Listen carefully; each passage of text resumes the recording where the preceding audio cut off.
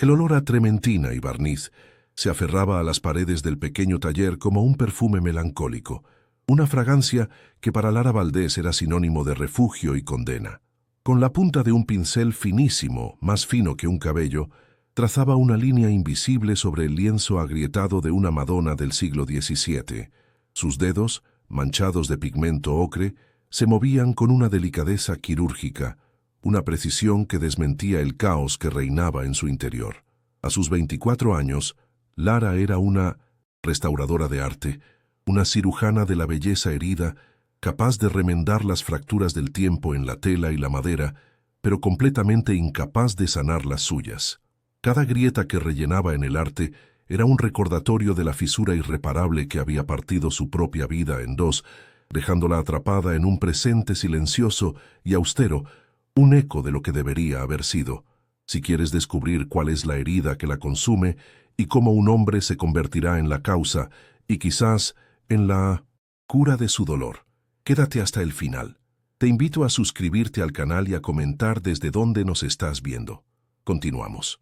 Lara vivía en un apartamento modesto en el barrio de Malasaña, un espacio donde los libros antiguos y los bocetos a carboncillo convivían con muebles heredados que habían conocido tiempos mejores.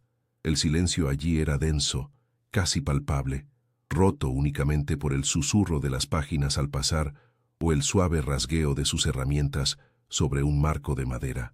Su juventud parecía suspendida, puesta en pausa 5 años atrás. No había risas despreocupadas, ni citas torpes, ni sueños que se extendieran más allá de la próxima factura que pagar. Existía una quietud en ella, una contención que muchos confundían con timidez, pero que en realidad era una armadura forjada en la desgracia. Su virginidad no era una elección moral ni el fruto de una espera romántica. Era el último bastión de un territorio interior que se negaba a ser conquistado, una fortaleza erigida para proteger un corazón que ya se sentía saqueado. Esa coraza tenía un origen, una fecha grabada a fuego en su memoria, el día en que el mundo de su padre, un reputado galerista apasionado por su oficio, se desmoronó. Una ópera hostil, orquestada con una frialdad depredadora, había devorado el negocio familiar, el patrimonio y, finalmente, el espíritu de su padre, sumiéndolo en una depresión gris y profunda de la que nunca regresó del todo.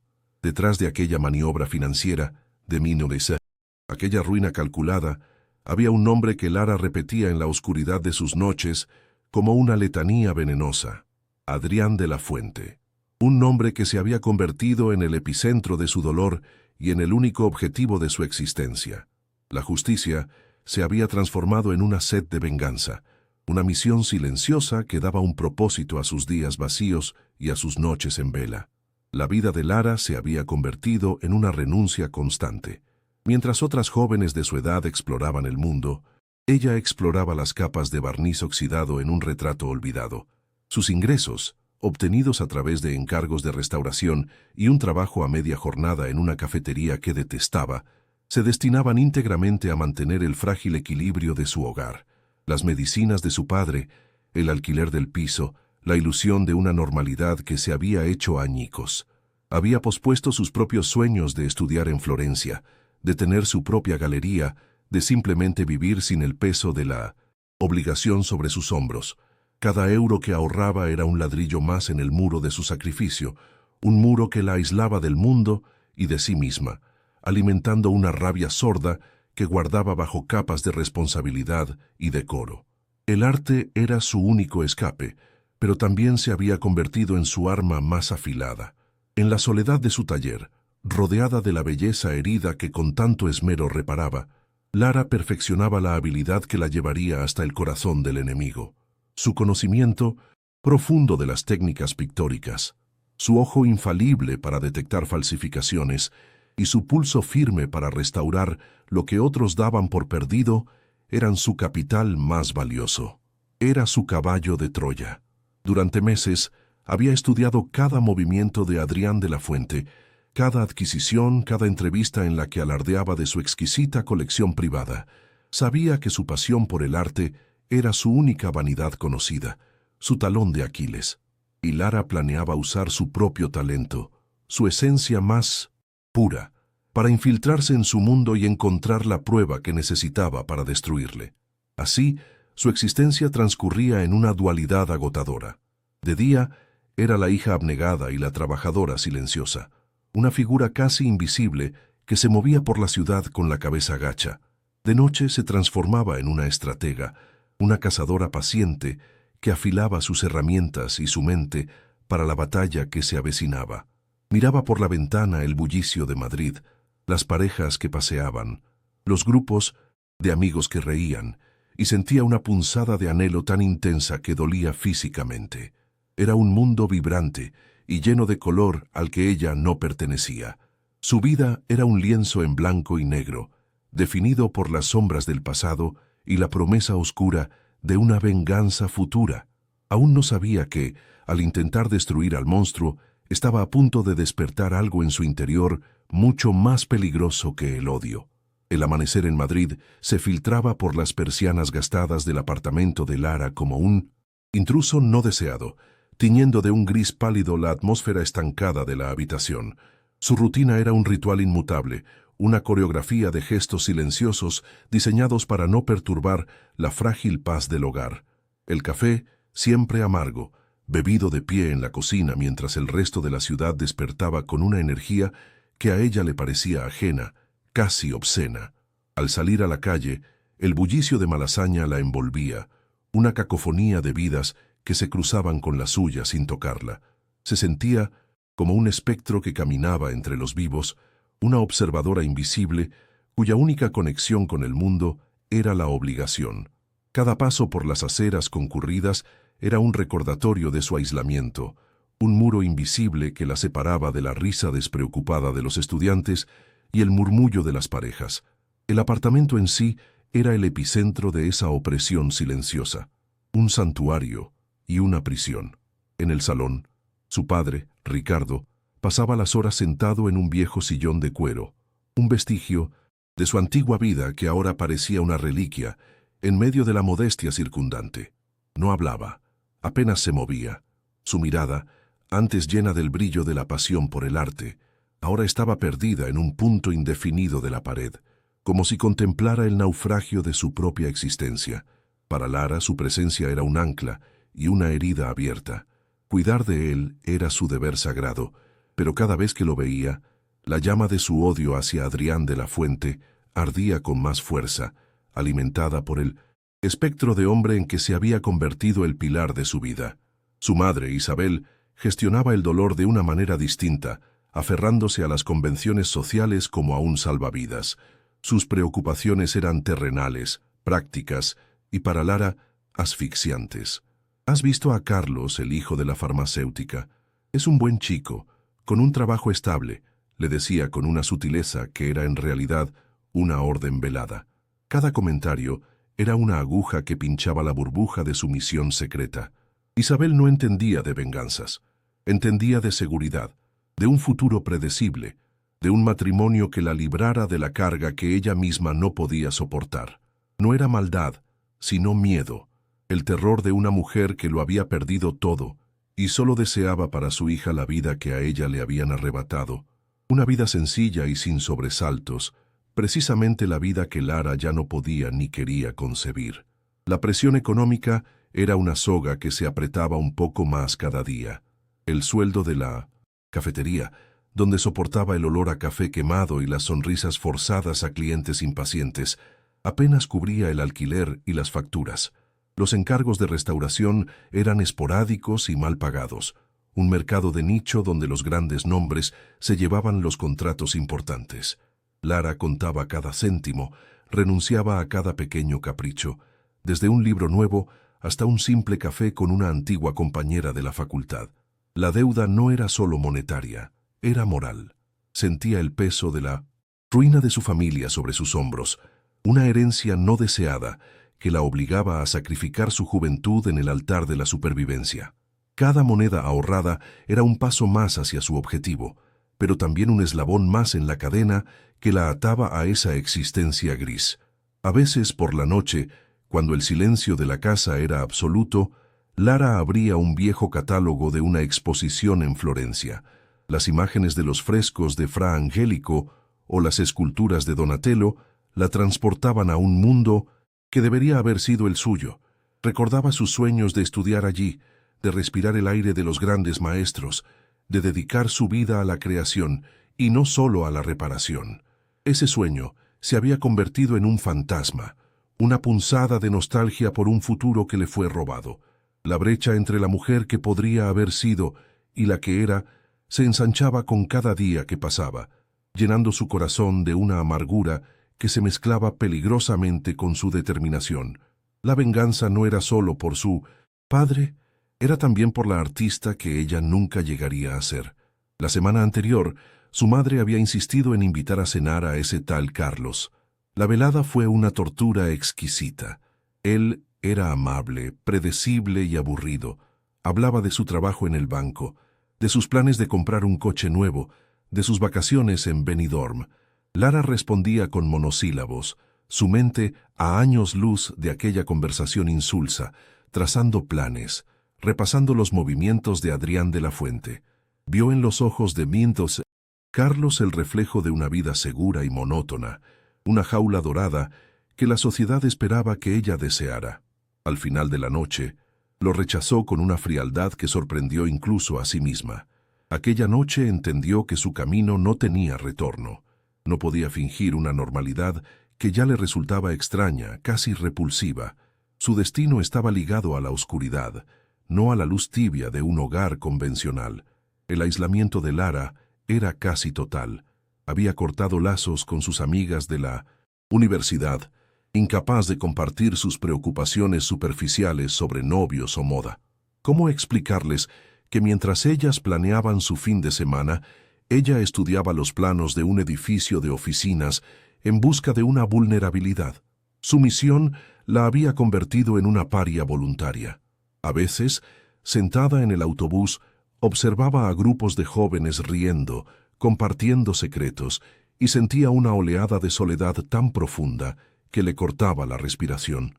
Estaba sola con su secreto, un secreto que la consumía y la definía, un compañero silencioso en sus largas noches de insomnio. Esta soledad era el precio de su lealtad, el impuesto que pagaba por mantener viva la memoria de lo que fueron y la promesa de lo que haría. Madrid, con su arquitectura majestuosa y sus parques vibrantes, se había convertido en un escenario hostil. El Museo del Prado, que antes era su refugio, ahora le parecía un mausoleo de belleza inalcanzable. El Palacio de Cristal del Retiro, con su luz diáfana, solo acentuaba las sombras de su propia vida. Cada rincón de la ciudad que antes amaba, ahora le recordaba la posición de Adrián de la Fuente, un hombre que se movía por esos mismos círculos de poder y cultura, pero como un rey, no como una sirvienta. Él poseía la belleza, la compraba, la exhibía. Ella, en cambio, solo podía remendarla en la penumbra de su taller, como una costurera de las heridas ajenas. La ciudad era un recordatorio constante de la distancia insalvable entre sus dos mundos. En un rincón del trastero, cubierto por una sábana polvorienta, descansaba el antiguo escritorio de su padre, una pieza de caoba que no habían podido vender. A veces, Lara lo abría y encontraba viejas fotografías. Su familia en la inauguración de la galería, sus padres bailando en una gala benéfica, ella de niña jugando entre esculturas. Eran imágenes de un mundo perdido, una Atlántida personal hundida por la ambición de un solo hombre. Esas fotografías eran a la vez un consuelo y un veneno. Le recordaban la felicidad que le habían arrebatado y solidificaban su propósito hasta convertirlo en un diamante de odio, duro e irrompible. No buscaba justicia, se decía a sí misma. La justicia era un concepto abstracto para los tribunales. Ella buscaba la restitución, la aniquilación, un equilibrio cósmico que solo podía lograrse con la caída de su enemigo. Así, cada elemento de su vida conspiraba para empujarla hacia adelante en su plan. La mirada vacía de su padre, las súplicas veladas de su madre, las facturas sin pagar, los sueños rotos. Todo se convertía en combustible para su misión. El sentimiento de aprisionamiento no la debilitaba, sino que la fortalecía en su determinación. No estaba siendo preparada para una vida que no deseaba. Estaba forjándose a sí misma en el fuego de la adversidad para convertirse en el arma que destruiría a Adrián de la Fuente. La jaula no era su condena, sino su crisol, y dentro de esa jaula, una joven sensible y reprimida estaba muriendo para dar paso a una mujer dispuesta a sacrificarlo todo, incluso su propia alma, para ver arder el imperio del hombre que le había robado el futuro. La oportunidad llegó disfrazada de anuncio clasificado en una revista de arte especializada, una nota discreta que buscaba un catalogador con experiencia en el Renacimiento tardío para una colección privada. El nombre del empleador no se mencionaba, pero una dirección en el corazón del distrito financiero de Madrid fue suficiente para que el corazón de Lara se detuviera por un instante. Era él, era la puerta de entrada al laberinto. Durante una semana, preparó su currículum como un general prepara un mapa de batalla, cada línea cuidadosamente calibrada para ser impecable, para destacar su pericia sin revelar la voracidad de su intención. Cuando recibió la llamada para una entrevista, un escalofrío que era mitad terror y mitad euforia recorrió su espina dorsal. Se vistió con la ropa más sobria que tenía, una armadura de profesionalidad barata, y se dirigió hacia la torre de cristal y acero que se alzaba como un monumento a la arrogancia de Adrián de la Fuente, sintiendo que cada paso la acercaba al epicentro de su propia destrucción. El ascensor ascendía en un silencio presurizado, un viaje vertical que acentuaba la distancia abismal entre su vida en Malasaña y el Olimpo financiero al que se dirigía. Las puertas se abrieron directamente a un espacio que desafiaba la definición de un apartamento. Era una galería, una fortaleza, un mirador sobre el mundo. El suelo de mármol negro reflejaba un cielo plomizo a través de ventanales que ocupaban paredes enteras, mostrando una panorámica de Madrid que parecía una maqueta a sus pies. El aire era frío, purificado y olía a nada, a una ausencia deliberada de vida. El silencio era casi litúrgico, roto únicamente por el eco de sus propios pasos nerviosos. Esculturas de bronce y lienzos de maestros antiguos colgaban en las paredes con una estudiada indiferencia, objetos de una belleza incalculable tratados como meros elementos decorativos. Lara se sintió pequeña, una intrusa en un templo erigido al poder y al control absoluto, y entonces lo vio. No la recibió un asistente, sino él mismo, de espaldas a ella, contemplando la ciudad a través del cristal, como un monarca observando sus dominios. Adrián de la Fuente era una silueta recortada contra la luz grisácea, una figura de una elegancia letal. El traje, de un azul tan oscuro que parecía negro, estaba cortado con una precisión que hablaba de un perfeccionismo obsesivo. No se giró de inmediato, haciéndola esperar en el umbral, un gesto sutil pero inequívoco de poder. Lara estudió su nuca, la línea recta de sus hombros, la quietud depredadora de su postura. El hombre que había destruido a su padre no era un villano de opereta, era una presencia de una calma escalofriante, una fuerza contenida que parecía absorber toda la luz y el sonido de la vasta estancia. Su odio, tan nítido y puro en la soledad de su taller, sintió de pronto infantil, inadecuado ante la magnitud del hombre real. Cuando finalmente se volvió, sus ojos la encontraron con una intensidad que la dejó sin aliento. Eran de un color indefinido, entre el gris y el verde, fríos como el acero pulido, y la escrutaron sin un atisbo de emoción. No había calidez en su saludo, solo una cortesía glacial que era más intimidante que cualquier hostilidad abierta. Su voz era grave, modulada, el instrumento de un hombre acostumbrado a que cada una de sus palabras tuviera consecuencias. «Señorita Valdés», dijo, y su apellido sonó extraño en aquella boca, como una pieza que no encajaba. Lara sintió cómo la sangre se le helaba en las venas. Había ensayado 1000 veces aquel momento, imaginando un intercambio de acusaciones veladas, pero la realidad era mucho más aséptica y aterradora. Estaba frente al arquitecto de su miseria, y él la miraba como si fuera un objeto más de su colección, algo que evaluar, tasar y quizás adquirir. Sin más preámbulos, la guió hacia una de las paredes, donde colgaba un retrato de una dama noble del siglo XVI. La pintura estaba oscurecida por el tiempo. el barniz craquelado como una fina telaraña sobre el rostro melancólico de la mujer. Los expertos de la casa de subastas aseguran que es de la escuela de Tiziano, afirmó Adrián, su voz resonando en el silencio. Pero hay algo en la pincelada del encaje del cuello que me resulta disonante. No era una pregunta, sino un desafío, un examen. Estaba poniendo a prueba no solo su conocimiento técnico, sino su instinto, su alma de restauradora. Lara se acercó al lienzo. El olor familiar a óleo antiguo y polvo la ancló por un momento, devolviéndole una fracción de su compostura. El mundo exterior, el hombre a su lado, la venganza, todo se desvaneció mientras sus ojos recorrían las diminutas grietas, leyendo la historia oculta bajo las capas del tiempo. Olvidando por un instante a quién se dirigía, Lara habló. Su voz, al principio un susurro vacilante, fue ganando fuerza a medida que la pasión por su oficio se apoderaba de ella. No es la escuela de Tiziano, dijo, su dedo índice flotando a milímetros del lienzo como si temiera profanarlo. Es de Sofonisba Anguissola. Observe la forma en que la luz cae sobre la perla del pendiente. Es su firma casi imperceptible. Y la disonancia que usted nota en el encaje no es un error, es un arrepentimiento. El pintor original lo había concebido más sencillo, pero alguien, quizás ella misma, lo modificó más, tarde para añadir un toque de ostentación. La capa inferior de pigmento está empezando a transparentarse. Hablaba con una certeza febril, la misma que sentía cuando estaba sola en su taller, en comunión con las almas heridas de los cuadros. Levantó la vista y se encontró con la mirada de Adrián fija en ella.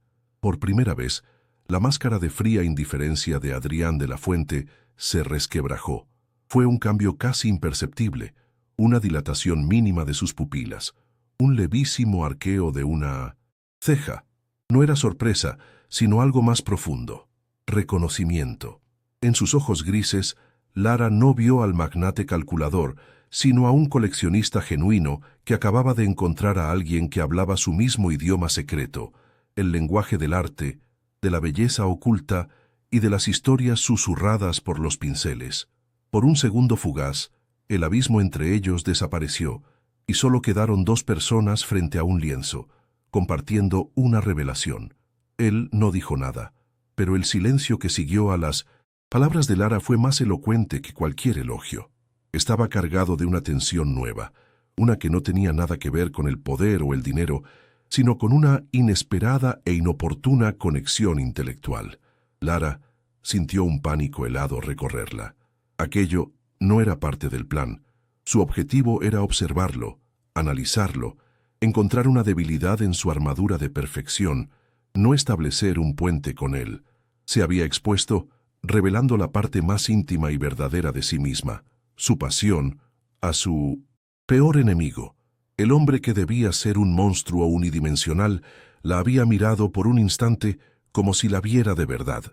Y lo peor de todo fue que, en ese breve momento de conexión, una parte traicionera de ella se sintió extrañamente validada, comprendida de una forma que nadie, ni siquiera su propia familia, había logrado nunca. El odio que la había sostenido durante 5 años se sintió de pronto contaminado por una emoción nueva y peligrosa, una fascinación reticente por la mente del hombre que había jurado destruir. «El puesto es suyo, señorita Valdés», dijo Adrián, su voz volviendo a ser un instrumento de control, rompiendo el hechizo. Se alejó del cuadro y caminó hacia su escritorio, un monolito de ébano y cromo. «Mi asistente se pondrá en contacto con usted para discutir los detalles del contrato. Empezará el lunes». La formalidad regresó como un muro de hielo, más alta y gruesa que antes, como si él también se hubiera asustado de esa fisura momentánea en su aislamiento. Le dio la espalda de nuevo, un gesto de despido definitivo, volviendo su atención a unos documentos que esperaban sobre la mesa. La entrevista había terminado. Lara se quedó inmóvil por un segundo, sintiendo el latido desbocado de su corazón contra sus costillas, tratando de procesar la colisión de emociones que la sacudía por dentro. Había conseguido entrar. Había superado la primera prueba. Mientras descendía en el ascensor silencioso, Lara se miró en el acero pulido de las paredes y apenas reconoció a la mujer que le devolvía la mirada. Sus ojos estaban demasiado abiertos, su rostro pálido por la conmoción. Había entrado en la guarida del león con un plan claro y un corazón blindado por el odio, pero salía de ella con una fisura en su armadura. El monstruo no solo era real, sino que era complejo, inteligente y de una manera que la aterrorizaba, extrañamente cautivador. La venganza ya no parecía un camino recto y oscuro, sino un laberinto lleno de espejos donde el enemigo tenía una mirada que parecía entender una parte de su alma que ella misma mantenía oculta. La semilla de una atracción prohibida, un interés tan venenoso como irresistible, acababa de ser plantada en el corazón mismo de su odio, amenazando con hacer florecer algo que podría destruirla mucho antes de que ella tuviera la oportunidad de destruirle a él. El primer día de Lara en el ático de Adrián de la Fuente fue como adentrarse en un mausoleo de belleza y silencio. Cada objeto, desde un incunable del siglo XV hasta una escultura minimalista de Chillida, ocupaba su espacio con una autoridad silenciosa, como si el propio aire se curvara a su alrededor. Lara se movía con un cuidado casi reverencial, su cuerpo tenso, hiperconsciente de la presencia del hombre, que la observaba desde la distancia de su escritorio monolítico. No trabajaba para él, sino bajo él, bajo el peso de su mirada y de la historia que los unía y los separaba. Intentaba concentrarse en el delicado papel de un manuscrito, pero el sonido casi imperceptible de su pluma sobre un documento al otro lado de la estancia era una distracción constante, un recordatorio de que estaba en el corazón del territorio enemigo, un territorio que, para su horror, empezaba a resultarle extrañamente familiar en su soledad ordenada. Adrián la observaba, al principio con la distancia de un empleador que evalúa una nueva adquisición, pero pronto con algo más. Veía la forma en que sus dedos, manchados de pigmento, trataban cada libro como si contuviera un alma, la concentración absoluta que fruncía su ceño, mientras analizaba la composición química de un barniz. Había una pureza en su devoción, una integridad que contrastaba brutalmente con el mundo de adquisiciones hostiles y alianzas traicioneras en el que él reinaba. Era como observar a una especie en extinción, un respeto reticente, una emoción que no se permitía sentir a menudo, comenzó a germinar en el terreno árido de su interior. Inmediatamente lo aplastó. La admiración era una forma de vulnerabilidad, y él había aprendido hacía mucho tiempo que la vulnerabilidad era el preludio de la aniquilación. No obstante, no podía dejar de mirarla. Los días se convirtieron en un ritual de silencios compartidos y breves intercambios técnicos que eran su único terreno neutral. Una tarde, mientras Lara estudiaba la procedencia de un pequeño retablo flamenco, él se acercó. «El rojo de la túnica», dijo, su voz grave rompiendo la quietud. «Demasiado brillante para ser cinabrio. Puro. Han debido mezclarlo». Lara, sin levantar la vista, respondió casi por instinto. «Es cinabrio con una veladura de laca de cochinilla para intensificar el tono sin perder transparencia. Una técnica habitual en el taller de Van der Weyden para simular el terciopelo». Cuando alzó la mirada, él estaba más cerca de lo que había previsto. Sus ojos grises no la analizaban, sino que la escuchaban. Por un instante, no eran enemigo y vengadora, ni jefe y empleada, sino dos conocedores compartiendo un secreto. Y en ese instante de conexión pura, Lara sintió un vértigo peligroso. Las noches se alargaban, convirtiendo el ático en una isla suspendida sobre el mar de luces de Madrid. En esa quietud, las barreras se volvían porosas. Una noche, mientras ella trabajaba bajo la luz de una lámpara de lectura, sintió su mirada sobre ella. No era una mirada de escrutinio, sino algo más suave, casi melancólico. Se atrevió a levantar la vista y lo encontró observándola con una expresión indescifrable, la máscara de control corporativo ausente por un momento, revelando a un hombre solitario en su fortaleza de cristal. El odio que Lara había cultivado con tanto esmero se sintió de pronto confuso, contaminado por una compasión que no tenía derecho a sentir. Aquel hombre no era el monstruo de sus pesadillas, o al menos no era solo eso. Era algo infinitamente más complejo y por tanto, más peligroso para su determinación. La tensión física, hasta entonces una corriente subterránea, estalló en la superficie por un simple accidente. Ambos se inclinaron sobre un gran atlas abierto en la mesa de la biblioteca, sus cabezas casi juntas mientras seguían con el dedo una antigua ruta comercial. Sus manos, moviéndose en la misma dirección, se rozaron. Fue un contacto fugaz, la piel de sus nudillos contra la de ella, pero la descarga fue tan intensa que Lara retiró la mano como si el viejo papel la hubiera quemado. El aire se espesó, cargado de la electricidad de lo no dicho. Adrián no se movió, pero Lara vio cómo los músculos de su mandíbula se tensaban. Ninguno de los dos habló, pero el silencio que siguió a ese roce fue un grito, una confesión de una conciencia mutua que ya no podían ignorar ni fingir que no existía. Lara regresaba a su apartamento cada noche, sintiéndose una impostora. La imagen del rostro cansado de su padre, perdido en sus propios laberintos, reavivaba su culpa y su propósito. Tocaba los muebles viejos, respiraba el aire cargado de desilusión y se recordaba a sí misma porque estaba allí, en la guarida de Adrián. Era por ellos, por la justicia, por la memoria de lo que fueron, pero entonces, en la oscuridad de su cuarto, recordaba el calor de su mano, la intensidad de su mirada, el sonido de su voz discutiendo sobre la perspectiva en un cuadro de Mantegna. El odio y una incipiente terrible fascinación libraban una guerra civil en su interior, y ella se sentía desgarrada, traicionando a su familia con cada latido acelerado que sentía en presencia de su destructor. La venganza exigía un corazón de piedra, y el suyo, para su espanto, empezaba a ablandarse. Adrián, por su parte, luchaba una batalla no menos feroz. Se descubría a sí mismo buscando pretextos para estar en la biblioteca, para prolongar las conversaciones sobre arte que se convertían en puentes sobre el abismo que los separaba. Una noche, le llevó una taza de té, un gesto tan mundano y a la vez tan extraordinario en su mundo de asistentes y protocolos, que Lara se quedó sin palabras. Él lo dejó sobre la mesa torpemente, como si sus manos no estuvieran acostumbradas a gestos de cuidado. «Está trabajando hasta tarde», dijo a modo de justificación, su voz más áspera de lo normal. Se estaba acercando al fuego, sabiendo que se quemaría. La pureza de Lara, su pasión incorruptible por algo más allá del dinero y el poder, era un oasis en su desierto emocional, y la sed que sentía era más fuerte que su instinto de autoconservación. Poco a poco, Lara comenzó a ensamblar el rompecabezas del hombre, no del magnate.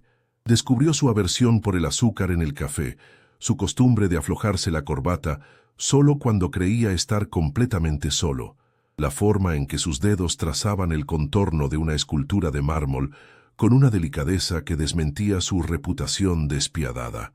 Eran fragmentos de humanidad que se filtraban por las grietas de su armadura. Un día, mientras catalogaba su colección de fotografía contemporánea, encontró una serie de retratos de un anciano en 1900 o un taller de carpintería. «Mi abuelo», dijo Adrián apareciendo detrás de ella, «me enseñó que el valor de las cosas no está en su precio, sino en las manos que las crearon». En esa frase, Lara no oyó a un tiburón de las finanzas, sino el eco de un niño que alguna vez amó a alguien. Este nuevo conocimiento se convirtió en un tormento físico. Su cuerpo, un territorio que había mantenido bajo un estricto control durante años, empezó a traicionarla. Se volvió dolorosamente consciente de la presencia de Adrián, no solo como una amenaza, sino como un hombre. El aroma de su colonia, una mezcla de cuero y vetiver, parecía impregnar el aire de la biblioteca. Observaba la línea de su cuello sobre el cuello de la camisa, la fuerza contenida en sus manos mientras pasaba las páginas de un libro. El deseo, una emoción que solo conocía por la literatura, se manifestó como un calor lento y profundo en su vientre, un anhelo que era tan aterrador como embriagador. Querer al hombre que había destruido a su padre se sentía como la máxima profanación, un pecado contra su propia sangre. Una noche, mientras discutían sobre un cuadro de Artemisia Gentileschi que representaba a Judith decapitando a Holofernes, Adrián se detuvo frente a la violenta imagen. Ella canalizó su dolor y su rabia para crear algo poderoso, dijo en voz baja, su mirada perdida en la tela. Transformó su herida en un arma y en una obra de arte. No todos tienen esa fuerza. No la miraba a ella, pero Lara sintió que cada palabra era una confesión velada, una alusión a un dolor propio, a una herida que él había decidido ocultar bajo capas de riqueza y poder en lugar de transformarla. Por primera vez, se preguntó qué o quién le había causado esa herida, qué traición lo había convertido en el hombre que era hoy. La pregunta abrió una puerta a la empatía, y esa puerta la aterrorizó. Su misión original, la búsqueda de pruebas incriminatorias, se volvió una tarea casi insoportable. Cada vez que abría un cajón de 1900 su escritorio o revisaba un libro de contabilidad, se sentía como una profanadora. Ya no buscaba al villano, sino que invadía la privacidad de un hombre cuya complejidad la confundía y la atraía a partes iguales. Su propósito, antes un faro nítido en la oscuridad, se había vuelto difuso, su luz debilitada por la sombra de sus propios sentimientos contradictorios. Estaba perdiendo el rumbo, seducida no por el poder o el lujo, sino por la posibilidad de una conexión con el alma solitaria que adivinaba tras la fachada de acero.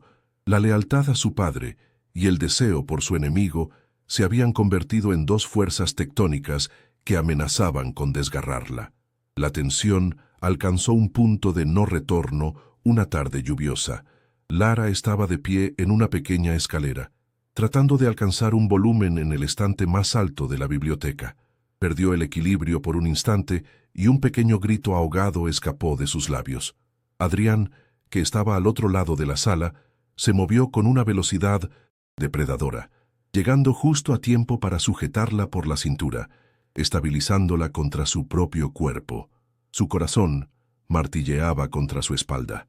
El mundo se detuvo.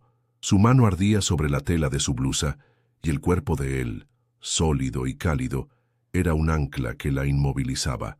El olor a lluvia y a su colonia la envolvieron y por un instante vertiginoso, Lara cerró los ojos y se permitió sentir el puro e innegable magnetismo que existía entre ellos. Tras ese incidente, Adrián se volvió errático. Pasaba de una cercanía casi íntima a una distancia glacial.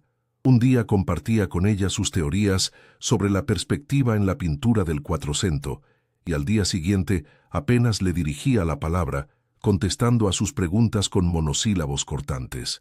Era un hombre en guerra consigo mismo, atraído por ella como una polilla a una llama, pero consciente de que esa llama podía consumir la fortaleza que había tardado toda una vida en construir. Intentaba alejarla para protegerse a sí mismo, pero sus intentos solo lograban avivar la tensión, creando un ciclo adictivo de acercamiento y rechazo que dejaba a Lara emocionalmente exhausta y cada vez más enganchada a ese doloroso baile. Para Lara, este torbellino emocional provocó una crisis de identidad. La virginidad que había sido su escudo, la muralla que protegía su corazón herido, ahora se sentía como los barrotes de una celda. Se había definido a sí misma a través de la negación del placer, de la alegría, de la vida. Adrián, el catalizador de su ruina, se había convertido irónicamente en el catalizador de su despertar. El deseo que sentía por él era una fuerza primigenia, una afirmación de vida que se rebelaba contra los años de luto y sacrificio. Por primera vez en mucho tiempo, quería algo no por deber o por venganza, sino para sí misma, y ese anhelo egoísta y puro la llenaba de una culpa tan profunda como el propio deseo. Una noche, una fuerte tormenta azotó Madrid, dejando el ático a oscuras por un fallo eléctrico. Solo las luces de emergencia y el resplandor de los relámpagos iluminaban la vasta estancia. El fin del mundo profesional había llegado. En la penumbra, despojados de sus roles, eran simplemente un hombre y una mujer.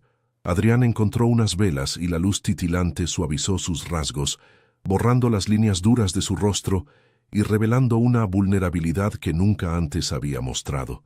Se sentaron en silencio, escuchando la furia de la tormenta, y en esa oscuridad compartida, las defensas de ambos cayeron. Él la miró, y en sus ojos ya no había poder ni distancia, solo una pregunta desnuda y un anhelo que reflejaba el de ella. Fue él quien rompió el hechizo, no con palabras, sino con un gesto de una ternura devastadora. Levantó la mano lentamente, como si temiera que ella se desvaneciera, y con la yema de los dedos apartó un mechón de pelo que se le había pegado a la mejilla por la humedad. Su toque era ligero como el ala de una mariposa, pero envió una onda de choque a través de todo el ser de Lara.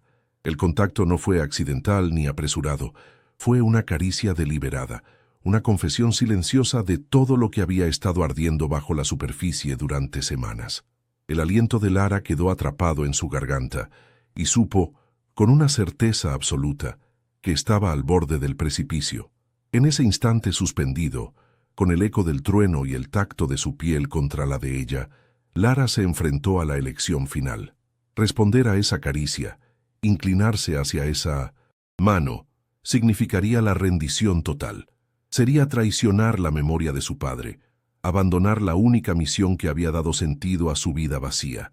Sería elegir el deseo sobre el deber, el presente sobre el pasado. Pero retroceder, levantarse y huir de ese momento, significaría volver a la jaula, apagar la única chispa de vida que había sentido en 5 años. Venganza o rendición, odio o un sentimiento nuevo y aterrador que se parecía peligrosamente al amor. Su futuro, su alma, todo dependía de su siguiente movimiento, del latido de un corazón que ya no sabía a quién pertenecía. Su aliento, cálido y cargado con la electricidad de la tormenta, rozó su piel. La mano de Adrián permaneció en su mejilla, un ancla en medio de la vorágine que se desataba en su interior. En ese instante suspendido, Lara sintió como 5 años de odio, de sacrificio y de soledad se condensaban en un único punto de presión en su pecho, un nudo gordiano que solo podía cortarse con una rendición absoluta. El rostro de su padre, la promesa silenciosa que le había hecho, la misión que la había consumido. Todo se desvaneció ante la abrumadora verdad de aquel contacto. No era el enemigo, era el hombre cuya presencia hacía que su cuerpo, por primera vez, se sintiera vivo. Lentamente, desafiando cada fibra de su lealtad pasada, inclinó su rostro hacia la caricia, cerrando los ojos. Fue un movimiento de apenas 1 centímetro, pero en él se contenía la traición a todo lo que había sido y la aceptación de todo lo que estaba a punto de ser. El beso no fue tierno ni exploratorio.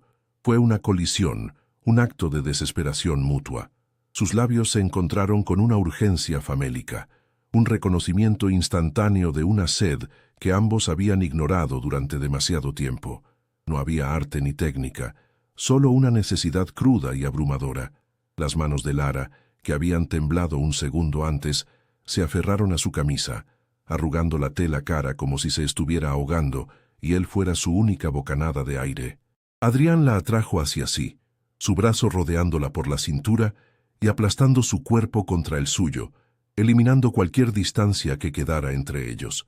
El beso era amargo por los reproches no dichos, salado por las lágrimas que amenazaban con brotar, y sin embargo, innegablemente dulce por la rendición final.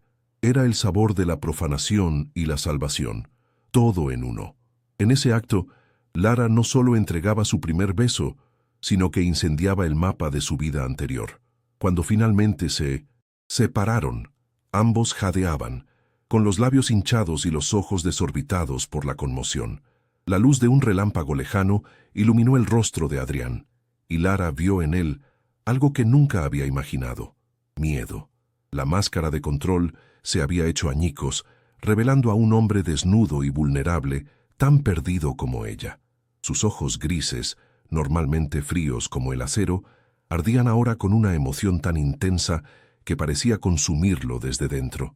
No había triunfo en su mirada, sino una especie de asombro aterrorizado, como si hubiera desatado una fuerza que no sabía cómo contener.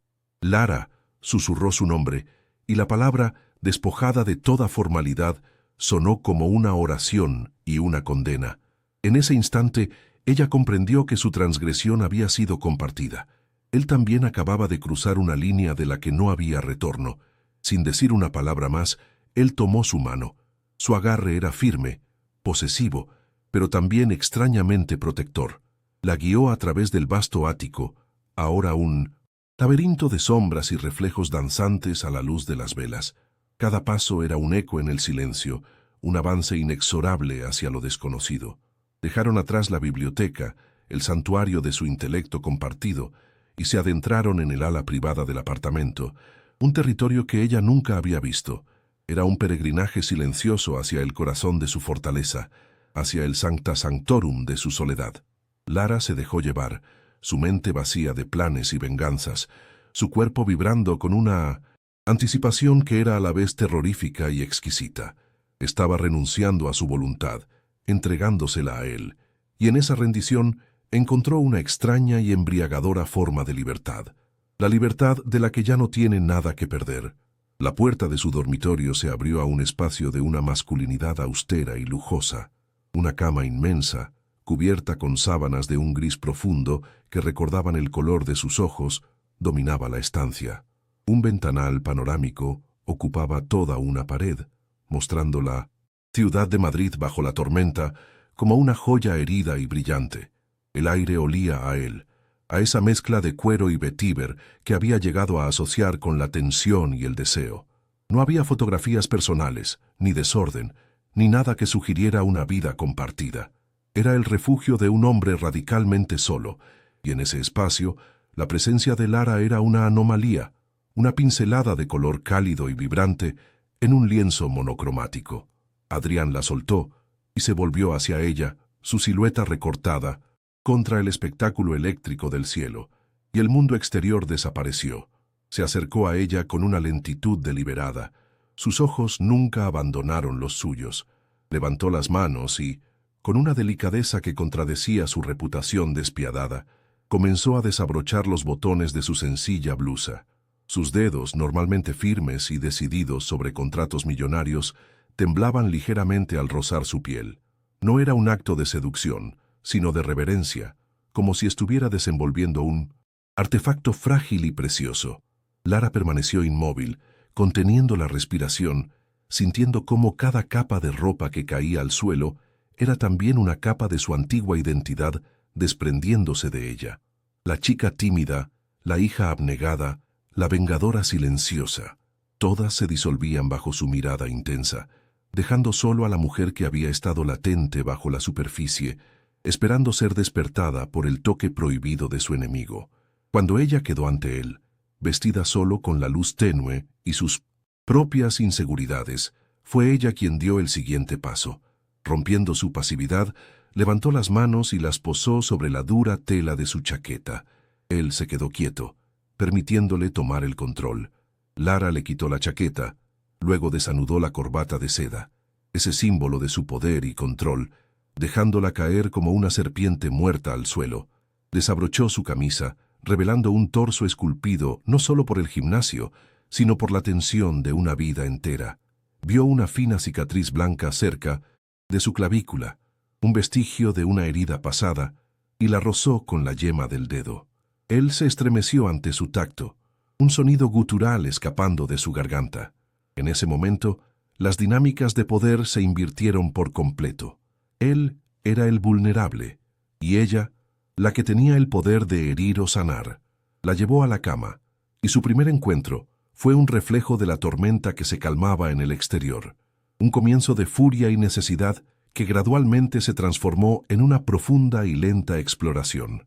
Para Lara fue un cataclismo sensorial, el dolor agudo de la entrega, una punzada que la ancló brutalmente a la realidad de su cuerpo, fue seguido casi de inmediato por una oleada de placer tan abrumadora que le robó el aliento y las lágrimas. Adrián se movió con un cuidado desesperado, su rostro contraído en una mezcla de concentración y agonía, como si temiera romperla. No fue una conquista, sino un encuentro de dos soledades que colisionaban en la oscuridad, buscando en el cuerpo del otro el refugio que el mundo les había negado. Susurró su nombre una y otra vez, no como una afirmación de posesión, sino como un mantra que lo mantenía anclado a esa realidad imposible. Después, en la quietud absoluta que siguió a la tormenta física y emocional, yacieron entrelazados. La lluvia ahora era solo un susurro suave contra los cristales. Adrián la sostenía contra su pecho, su corazón latiendo con un ritmo firme y tranquilizador bajo la oreja de Lara. Una de sus manos acariciaba su cabello con una ternura infinita, un gesto que parecía tan ajeno a él y sin embargo tan natural. Fue en esa penumbra, con las defensas de ambos completamente desmanteladas, cuando él habló. «Nadie», dijo, su voz ronca y apenas audible, «nadie me había tocado de esa manera, como si vieras algo más que el monstruo». No era una confesión de amor, sino algo mucho más crudo y real, una admisión de su profunda soledad y el reconocimiento de que ella, la mujer que había llegado para destruirlo, era la única que había logrado ver el alma herida dentro de la fortaleza. Lara se quedó despierta mucho después de que la respiración de Adrián se volviera profunda y regular, señal de que se había dormido. Observó su rostro relajado por el sueño, las líneas de tensión borradas, pareciendo más joven y extrañamente inocente. Miró a su alrededor, a la habitación que era el epicentro de un imperio, y sintió el peso de su elección con una claridad devastadora. Había cruzado el Rubicón. Ya no era Lara Valdés, la restauradora que buscaba justicia para su padre. Se había entregado en cuerpo y alma al hombre que representaba su ruina. Los documentos que había buscado con tanto ahínco, la venganza que había sido su única razón de ser, ahora parecían reliquias de otra vida, de una mujer que ya no existía. En la oscuridad, junto al enemigo que ahora era su amante, Lara se enfrentó al aterrador vacío de un futuro que ella misma acababa de borrar por completo. El amanecer se filtró por el ventanal como un juez implacable, tiñendo las sábanas grises de una luz fría y acusadora. El calor de la noche anterior se había disipado, dejando un vacío helado entre sus cuerpos. Lara se despertó sola en la inmensidad de la cama. Adrián estaba de pie junto a la ventana, ya vestido con un traje impecable, una armadura de lana fría que lo devolvía a su estado natural de fortaleza inexpugnable. No la miraba a ella, sino a la ciudad que despertaba a sus pies, como si la noche y todo lo que había ocurrido en ella no hubiera sido más que un sueño febril, una anomalía en el orden perfecto de su universo. El silencio en la habitación era denso, pesado, cargado con el peso de las palabras que no se dirían, y Lara sintió un pánico helado trepar por su garganta. La intimidad se había evaporado con la oscuridad, dejando solo la cruda y desoladora realidad. Cuando finalmente se giró, sus ojos eran dos esquirlas de hielo, desprovistos de cualquier rastro de la vulnerabilidad que ella había presenciado horas antes. «Vístete», dijo su voz plana, despojada de toda emoción. Cada sílaba era un golpe, un martillazo que reconstruía el muro entre ellos. Mientras Lara recogía su ropa del suelo, sintiendo la humillación como una quemadura en la piel, él depositó un sobre la mesita de noche. «Esto cubrirá con creces el resto de tu contrato y una indemnización por las molestias. Considera nuestro acuerdo profesional terminado».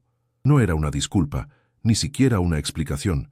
Era un finiquito, una transacción fría que reducía la noche más trascendental de la vida de Lara a un simple error de cálculo, un pasivo en su balance que ahora quedaba saldado y cerrado. La había despedido no solo de su trabajo, sino de su vida, con la misma frialdad con la que firmaba una OPA hostil.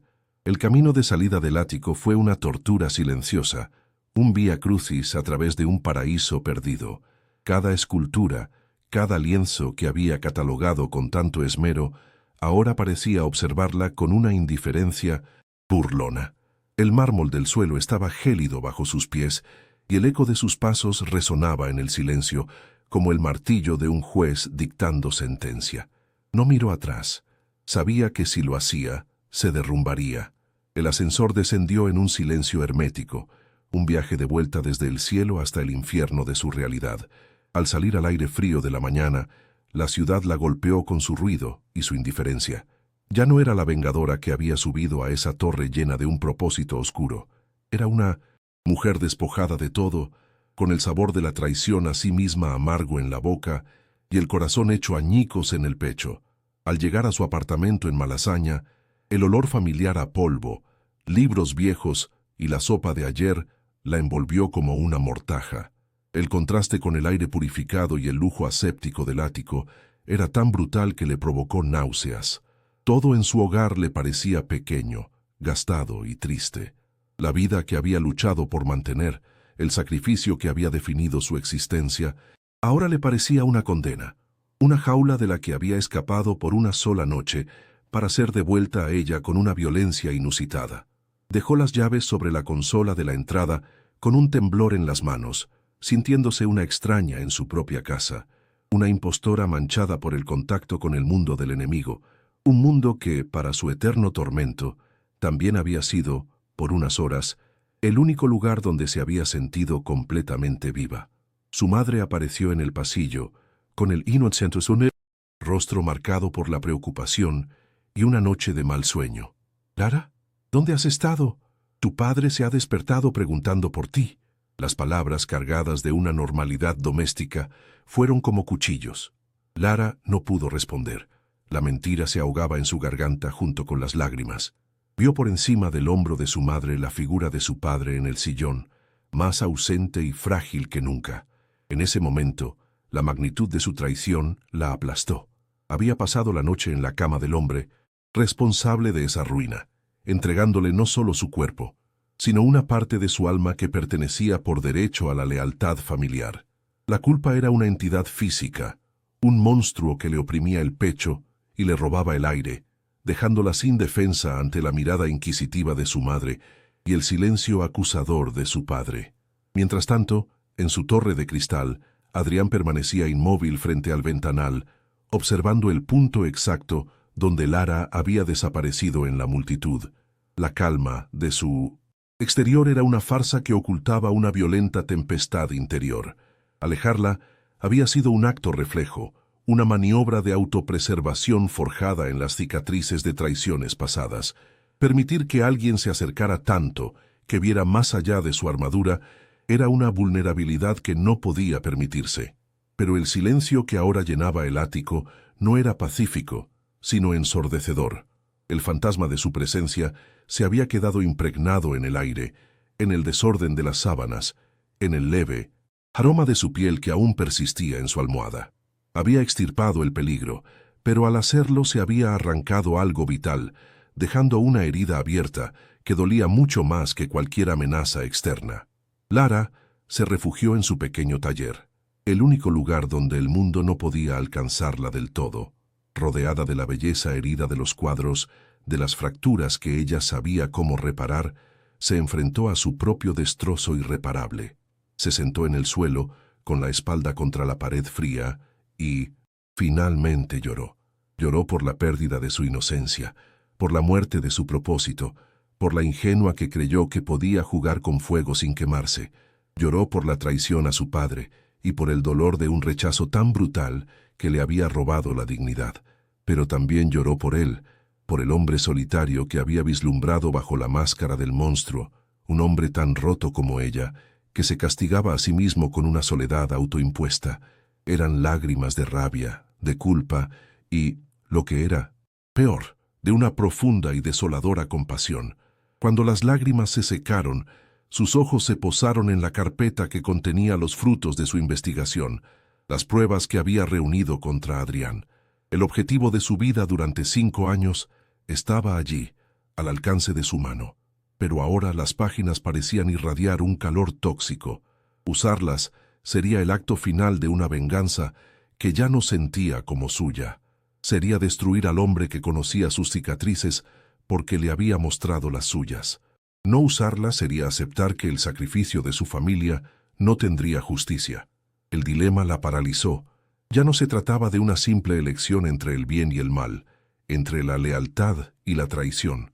Se había convertido en una pregunta mucho más profunda. ¿Quién era ella ahora, sin el odio que la había definido y sin el deseo que la había consumido y abandonado? En medio de esa desolación, algo inesperado comenzó a emerger de las cenizas de su identidad. El recuerdo de la noche, a pesar del doloroso final, contenía una verdad innegable. Por primera vez, había actuado no por deber ni por venganza, ni por nadie más que por sí misma. Había elegido el deseo, la conexión, la vida. Había sido un acto egoísta, impulsivo y catastrófico, pero había sido suyo. La experiencia, aunque la había roto, también la había liberado de la crisálida de la niña buena y la hija abnegada. El miedo seguía ahí, la culpa la carcomía, pero bajo todo ello sentía el débil latido de una nueva fuerza, la fuerza de una mujer que había tocado fondo y había sobrevivido, que había conocido los extremos del odio y el deseo, y ya no podía volver a vivir en los grises. Se levantó del suelo, sus movimientos lentos pero firmes. Ya no era la misma chica que había entrado en esa torre. La venganza se había convertido en un camino cerrado, una historia que ya no le pertenecía. El amor, o lo que fuera que había sentido, se había revelado como un espejismo doloroso.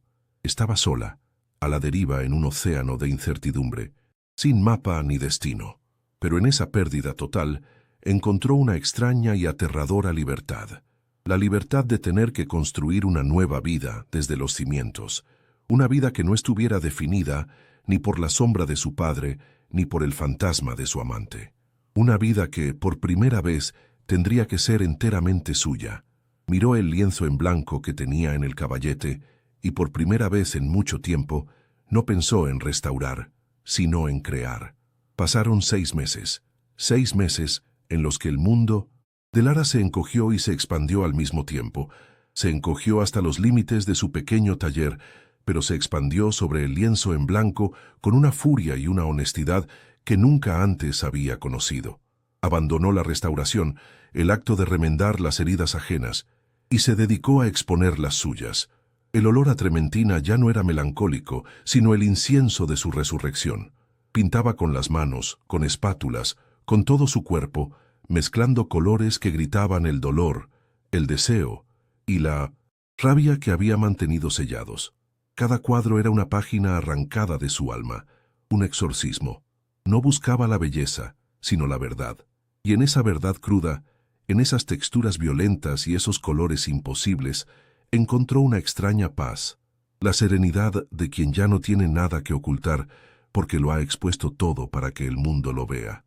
La llamada llegó una mañana de otoño, mientras el sol teñía de oro el polvo que flotaba en su taller.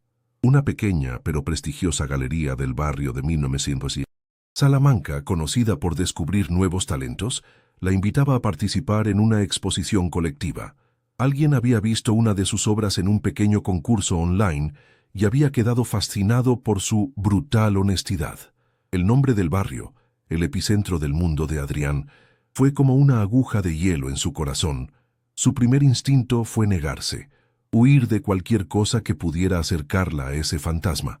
Pero entonces miró el cuadro que acababa de terminar, una explosión de rojos, furiosos y azules profundos, y comprendió que esconderse sería traicionar a la mujer en la que se estaba convirtiendo. Aceptó, no por orgullo ni por desafío, sino por lealtad a su propia voz, una voz que por fin había aprendido a usar. La noche de la inauguración, Lara se sentía como una extranjera en un país familiar. Las paredes blancas, el murmullo de las copas de vino, la gente vestida con una elegancia estudiada. Era un mundo que rozaba el de Adrián, pero esta vez ella no era una empleada, ni una intrusa. Era una de las artistas. Su cuadro, titulado Lo que queda tras el fuego, colgaba en una pared principal, atrayendo las miradas. Era una pieza abstracta, una superficie texturizada que parecía agrietada, rota, pero de cuyas fisuras no emanaba oscuridad, sino una luz intensa, casi cegadora. Era su historia, la de una ruina que se había convertido en cimiento, la belleza terrible de sobrevivir a la propia combustión. Estaba de pie a una distancia prudencial, observando a la gente, observar su alma, sintiéndose a la vez aterradoramente expuesta y extrañamente invulnerable. Y entonces lo vio. Adrián de la Fuente estaba al fondo de la sala, parcialmente oculto por una escultura, una silueta oscura e inmóvil en medio del movimiento. No vestía como un magnate en un evento social, sino con una sencillez sombría, como si fuera un doliente en un funeral. El corazón de Lara se detuvo un instante, un eco del viejo pánico, pero entonces algo cambió. El latido regresó, firme y tranquilo. Ya no había miedo, ni odio, ni siquiera el fantasma del deseo, solo una calma profunda, la calma de quien se encuentra con su pasado y descubre que ya no tiene poder sobre ella. Él no la miraba.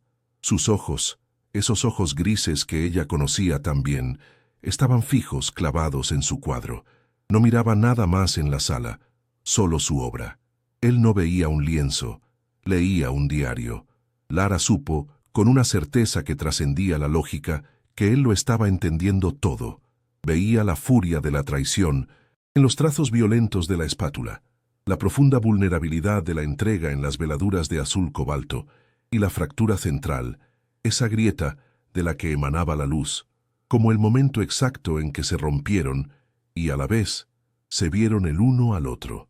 Permaneció frente al cuadro un tiempo que pareció una eternidad, ajeno a todo lo que le rodeaba. Lara vio cómo sus hombros, siempre rectos y tensos, se relajaban una fracción de milímetro. Vio cómo inclinaba la cabeza, no en un gesto de análisis, sino de reconocimiento, casi de reverencia. No era el coleccionista evaluando una pieza, era el hombre leyendo la confesión de la única persona que había logrado entrar en su fortaleza y pidiendo perdón con su silencio. Cuando Lara parpadeó, él ya no estaba. Se había desvanecido tan silenciosamente como había llegado, dejando solo el vacío donde había estado su intensa presencia. Unos minutos después, el galerista se acercó a ella, con los ojos brillantes de emoción. Lara, no sé cómo. Lo has hecho, tu cuadro. Se ha vendido. Hizo una pausa dramática. Un comprador anónimo que se fue hace un momento. Ha pagado 10 veces su valor. Ha dicho que no era un precio, sino una restitución. Lara sintió como una última cadena se rompía en su interior. No era dinero, era un mensaje, era el reconocimiento. Miró el espacio vacío en la pared, donde pronto ya no estaría su obra, y sonrió. Una sonrisa genuina, sin amargura. Su historia no había terminado. Acababa de empezar a ser pintada con sus propios colores. Si esta historia te ha conmovido y quieres seguir descubriendo nuevos comienzos, te invito a suscribirte, darle a me gusta, compartirla y contarnos en los comentarios qué cicatriz te ha hecho más fuerte.